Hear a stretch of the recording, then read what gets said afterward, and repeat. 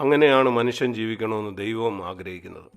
ഇതായിരുന്നു പിശാച് പറഞ്ഞതിന് യേശു കൊടുത്ത ആദ്യത്തെ ഉത്തരം. അതുകൊണ്ട് നമുക്ക് നോക്കാം എങ്ങനെയാണ് പിശാച് വരുന്നതെന്ന്. പിശാചിനെ ചരിത്രത്തിൽ ആദ്യമായിട്ട് പരാമർശിക്കുന്നത് ഇയ്യോബിൻ്റെ ബുക്കിലാണ്. നമുക്ക് ആ ഭാഗത്തെപ്പറ്റി ചിന്തിക്കാം. യഥാർത്ഥത്തിൽ ഇയ്യോബ് ജീവിച്ചത് ഉൽപ്പത്തി എഴുതിയ മോശ ജീവിക്കുന്നതിന് 100 കണക്കിന് വർഷങ്ങൾക്ക് മുമ്പാണ്. മോശയാണ് ഉൽപ്പത്തി എഴുതിയത്. എന്നാൽ ഇയ്യോബ് ഒരുപക്ഷെ മോശയേക്കാൾ 500 കൊല്ലം മുമ്പ് ജീവിച്ചു. അതുകൊണ്ട് ഇയ്യോബിൻ്റെ പുസ്തകമാണ് വേദപുസ്തകത്തിലെ ആദ്യ പുസ്തകം. ആ ആദ്യത്തെ പുസ്തകത്തിൽ ദൈവം എഴുതി എങ്ങനെയാണ് പിശാച് എന്ന്.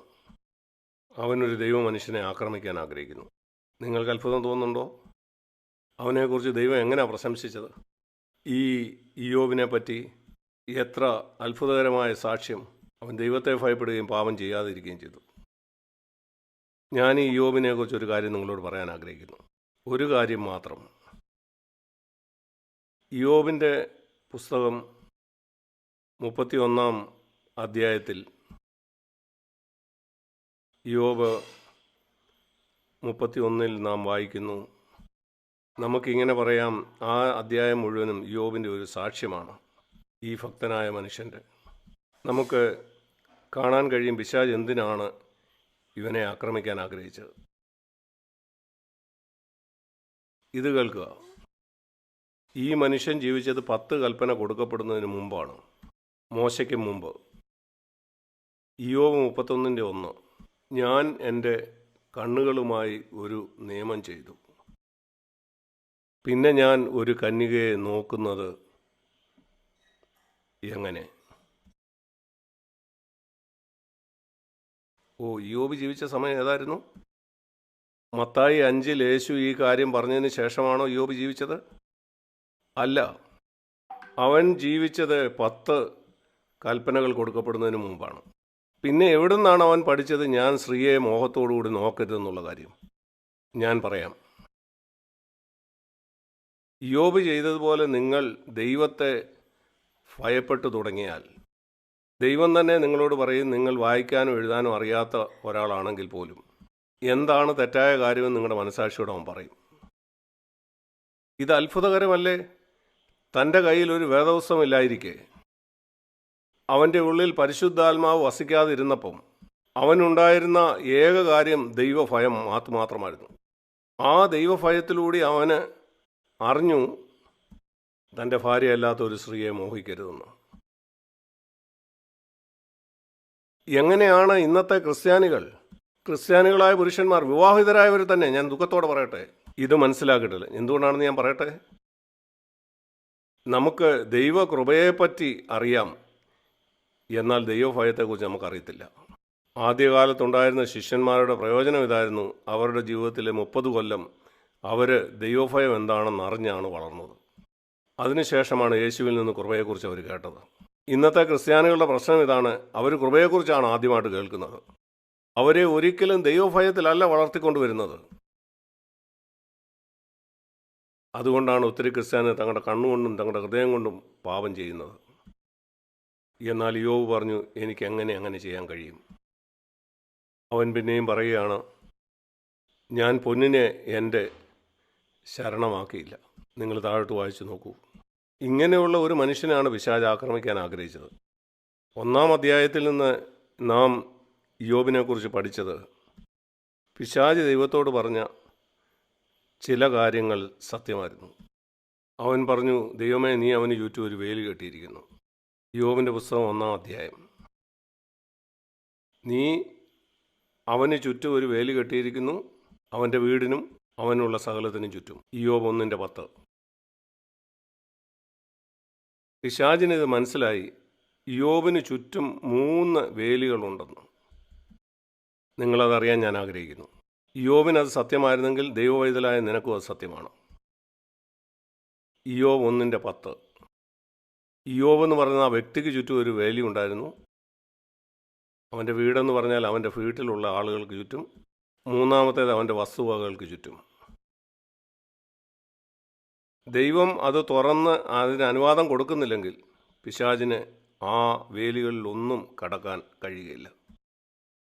അതുകൊണ്ട് ദൈവം ആ പുറത്തുള്ള വസ്തുവകകൾക്ക് ചുറ്റുമുണ്ടായിരുന്ന വേലി തുറന്നു. പിശാച് അതിനുള്ളിലേക്ക് വന്നു. ആ കാര്യങ്ങളെല്ലാം അവൻ നശിപ്പിച്ചു. അവൻ്റെ കുടുംബത്തിന് ചുറ്റുമുണ്ടായിരുന്ന വേലി ദൈവം അല്പം പൊളിച്ചു. അവനകത്ത് വന്നു. അവൻ്റെ മക്കളെ കൊന്നു. എന്നാൽ അവിടെ ആ നടുക്കുണ്ടായിരുന്ന യോബിന് ചുറ്റുമുണ്ടായിരുന്ന വേലി അവൻ അല്പം പൊളിച്ചു. അവൻ്റെ ശരീരത്തെ നിനക്ക് തൊടാം, എന്നാൽ അവൻ്റെ ജീവനെ തൊടാൻ പാടില്ല.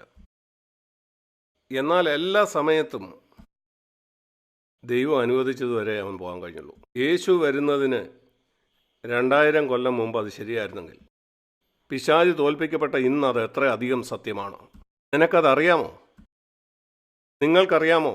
നിങ്ങൾ ഒരു ശുദ്ധ മനസ്സാക്ഷിയോടെ ജീവിക്കുന്ന ആളാണെങ്കിൽ നിങ്ങളുടെ ചുറ്റും 3 വേലികൾ ഉണ്ടെന്ന്. ഒന്ന്, നിങ്ങൾക്കുള്ള എല്ലാത്തിനും ചുറ്റാണ്. നിങ്ങളുടെ ബാങ്ക് അക്കൗണ്ട്, നിങ്ങളുടെ വസ്തുവകൾ എല്ലാത്തിനും ചുറ്റും, നിൻ്റെ വീടോ കാറോ എല്ലാത്തിനും ചുറ്റും വേലിയുണ്ട്. അത് ദൈവം വെച്ചതാണ്.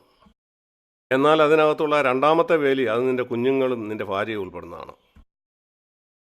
അതിനകത്തുള്ള മൂന്നാമത്തെ ആ വേലി അത് നിനക്ക് ചുറ്റുമാണ്. ഞാനത് വിശ്വസിക്കുന്നു. ദൈവം അനുവദിക്കുന്നില്ലെങ്കിൽ പിശാചിന് ഈ വേലിക്കകത്ത് ഒരിക്കലും കടക്കാൻ കഴിയില്ല. ചിലപ്പം ദൈവം അതിന് അനുവദിക്കും. ഇന്നും ദൈവം അങ്ങനെ ചെയ്യുന്നുണ്ട്. അത് നമ്മളെ ജയാളികളാക്കാൻ വേണ്ടിയാണ്. ഇങ്ങനെ ഒരു മനുഷ്യനെ ഭൂമിയിൽ കണ്ടിട്ടുണ്ടോ എന്ന് ചോദിച്ച് ദൈവം അവനിൽ പ്രശംസിച്ചു. പിശാച് പറഞ്ഞ് ഞാൻ പരിശോധിക്കട്ടെ. ഞാൻ ഓർക്കുന്നു, ഞാൻ ചെറുപ്പമായിരുന്നപ്പം യോബിനെ പറ്റി ഈ ഭാഗത്ത് വായിച്ചപ്പം യോബിനെ കുറിച്ച് അഭിമാനത്തോടെ ദൈവം പിശാചിനോട് പറഞ്ഞു, ഇങ്ങനെ ഒരു മനുഷ്യനെ നീ കണ്ടിട്ടുണ്ടോ? യോബിനെ പോലുള്ളൊരു മനുഷ്യനെ. ഞാനൊരു ചെറുപ്പക്കാരനായിരുന്നു. 19 വയസ്സേ ഉള്ളൂ ഞാൻ മാനസാന്തരപ്പെട്ടപ്പോൾ. 21 വയസ്സുള്ളപ്പോൾ ഞാൻ സ്ഥാനപ്പെട്ടു. ഞാൻ കർത്താവിനോട് പറഞ്ഞു, കർത്താവേ, എന്നെക്കുറിച്ച് നിനക്കങ്ങനെ പറയാൻ കഴിയുമോ? കർത്താവേ, നിനക്കതുപോലെ പ്രശംസിക്കാൻ കഴിയുമോ? ഈ ചെറുപ്പക്കാരനെ നീ കണ്ടോ? അവൻ എന്നെ ഭയപ്പെടുന്നു. ദുഷ്ടതയിൽ നിന്ന് തിരിയുന്നവൻ, നീതിയായി ജീവിക്കുന്നവൻ, എത്ര വില കൊടുക്കേണ്ടി വന്നാലും. ഞാൻ നിങ്ങളോട് ചോദിക്കട്ടെ, സഹോദര സഹോദരി, ദൈവത്തിന് ഇതുപോലെ നിന്നെക്കുറിച്ച് പ്രശംസിക്കാൻ കഴിയുമോ? അത് ഞാൻ വ്യക്തിപരമായ ഒരു വെല്ലുവിളിയായിട്ട് ഏറ്റെടുത്തു. ഞാൻ കർത്താവ്, എനിക്കും അതുപോലെ ആവണം. കഴിഞ്ഞ 60 കൊല്ലമായിട്ടുള്ള എൻ്റെ പ്രാർത്ഥനയാണത്. ദൈവത്തിന് അങ്ങനെ എന്നെക്കുറിച്ച് പറയണം. മനുഷ്യൻ്റെ അഭിപ്രായത്തിന് എന്താ വിലയുള്ളത്? നീ ഒരു ആത്മീയനാണെന്ന് ആളുകൾ ചിന്തിച്ചുകൊണ്ട് എന്താ പ്രയോജനം? അവർക്ക് നിൻ്റെ ജീവിതത്തിൻ്റെ 90% ഒന്നും അറിയത്തില്ല. നീ എന്താണ് ചിന്തിക്കുന്നതെന്ന് അവർക്കറിയത്തില്ല. മനുഷ്യരോടുള്ള നിങ്ങളുടെ മനോഭാവത്തെക്കുറിച്ച് അറിയില്ല. രഹസ്യമായിട്ട് നീ എന്താ ചെയ്യുന്നതെന്ന് അവർക്കറിയില്ല.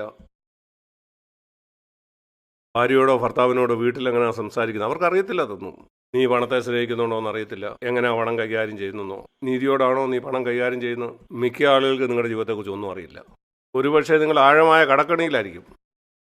നിങ്ങൾ ആ കടക്കണിയിൽ പെട്ടത് നിങ്ങൾ ആഡംബരമായിട്ട് നിങ്ങളുടെ ജീവിതം നയിച്ചതുകൊണ്ടായിരിക്കാം.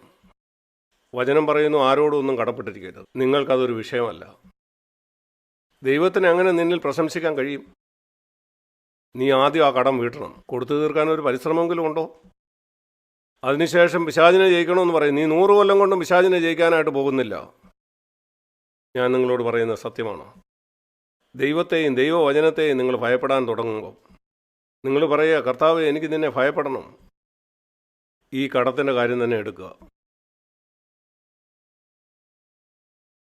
റോമർ 13:6 ആർക്കും ഒന്നും കടപ്പെട്ടിരിക്കും. ഞാനത് ഗൗരവത്തിലെടുക്കാൻ ആഗ്രഹിക്കുന്നു. എനിക്ക് 81 വയസ്സ് പ്രായമായി. ഏതെങ്കിലും സമയത്ത് ആരോടെങ്കിലും ഒരു പൈസ പോലും ഞാൻ ഒരിക്കലും കടപ്പെട്ടിരുന്നിട്ടില്ല. നിങ്ങൾക്ക് കടം മേടിക്കേണ്ടി വന്നാൽ ഒരത്യാവശ്യത്തിന് ഒരു പക്ഷേ അങ്ങനെ വേണ്ടി വന്നേക്കാം. കഴിയുന്നത്ര വേഗത്തിൽ അത് മടക്കി കൊടുക്കുക. ദൈവവചനത്തിലുള്ള ഈ കൽപ്പനകൾ മറന്നുവെച്ച് പിശാചിനെ ജയിക്കാനായിട്ട് പരിശ്രമിക്കരുത്. ദൈവം ആദ്യം പിശാചിനോട് പറഞ്ഞ്, മനുഷ്യൻ അപ്പം കൊണ്ട് മാത്രമല്ല ദൈവത്തിൻ്റെ വായിൽ നിന്ന് പുറപ്പെടുന്ന സകല വചനങ്ങൾ കൊണ്ട് ജീവിക്കുന്നു എന്നാണ് പറഞ്ഞത്. എനിക്ക് നിന്നോട് പറയാനുള്ള ആദ്യത്തെ കാര്യം അതാണ്.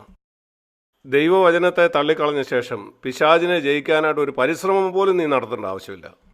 നിന്റെ കണ്ണ് നിർമ്മലമാക്കാനായിട്ടൊരു യുദ്ധത്തിൽ നീ ഏർപ്പെട്ടിട്ടുണ്ടോ? ഞാൻ ഊന്നി പറയാൻ ആഗ്രഹിക്കുന്ന ഈ കാര്യങ്ങളാണ്. ഇതാണ് യോബിൻ്റെ പുസ്തകത്തിൽ കാണുന്നത്. യോബിന് പിശാചിനെ എപ്പോഴും ജയിക്കാൻ കഴിഞ്ഞില്ല. അവന് പരിശുദ്ധാത്മാവില്ലാഞ്ഞുകൊണ്ട് അവൻ പെറുപുറുക്കുകയും കംപ്ലൈൻറ്റ് പറയുകയും ചെയ്തു. എന്നാൽ അവസാനം അവൻ മാനസാന്തരപ്പെട്ടു. ദൈവം അവനോട് ക്ഷമിച്ചു. എന്നാൽ ഇന്ന് നമുക്ക് പരിശുദ്ധാത്മാവുണ്ട്. നമ്മൾ യോബിനെ അല്ല, യേശുവിനെയാണ് അനുഗമിക്കുന്നത്. അവൻ ഒരിക്കലും പാപം ചെയ്തില്ല.